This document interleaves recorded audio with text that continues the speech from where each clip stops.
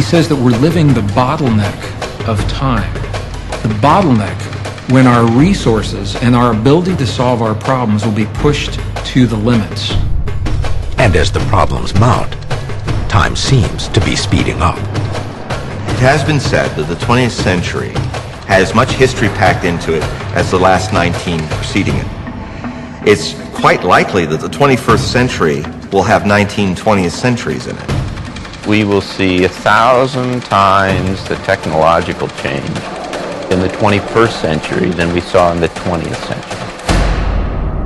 There's nobody alive can wrap their head around that concept. In the 20th century, we started from horses, and we became automobiles and airplanes, and we went to the moon, and we've got the internet. And if you multiplied that times 1,000 in the next century, you cannot imagine what that might be. If history is any kind of an indicator for what we're about to experience, then this transition is going to be very short, and it'll happen very soon. December 21st of the year 2012 marks a date, but we're already in the zone of time where, as a civilization and as a planet, we are being forced into solving the greatest challenges of recorded human history.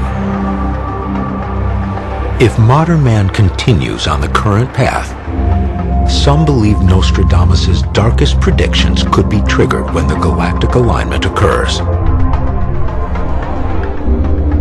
Yet there may be at least a window of opportunity. While the final Lost Book image shows an empty book of life, suggesting extinction, some see a ray of hope.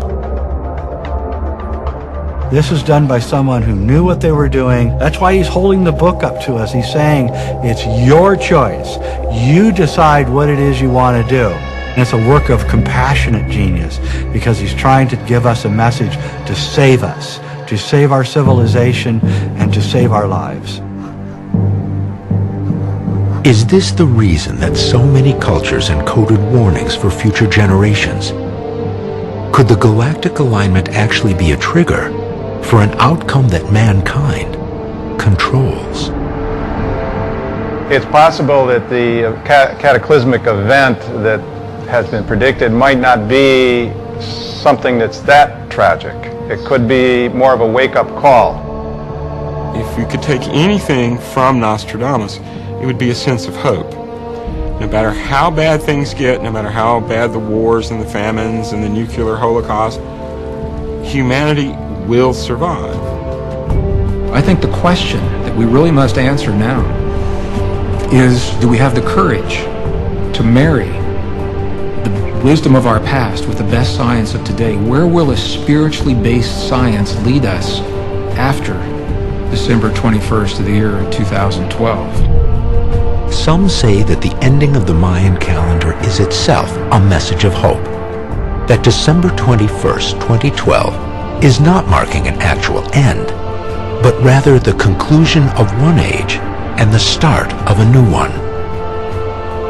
Ancient wisdom, contemporary knowledge, put them together, and we just might pull through. For all his sobering visions, Nostradamus himself describes the coming days as having many possible outcomes.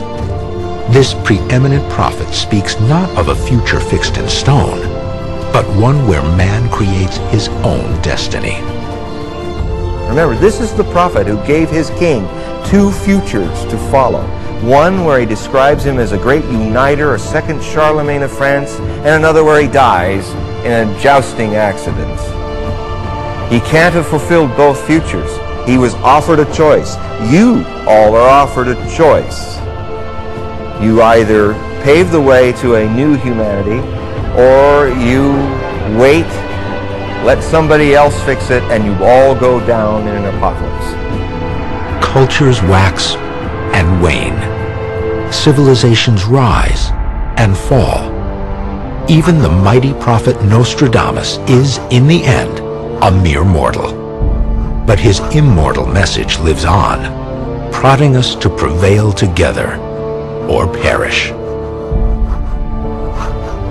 The transformation will be very difficult. cities and provinces will gain by the changes. Their hearts held high, prudence established, the cunning ones expelled, the sea, the land restored, as human harmony awakens.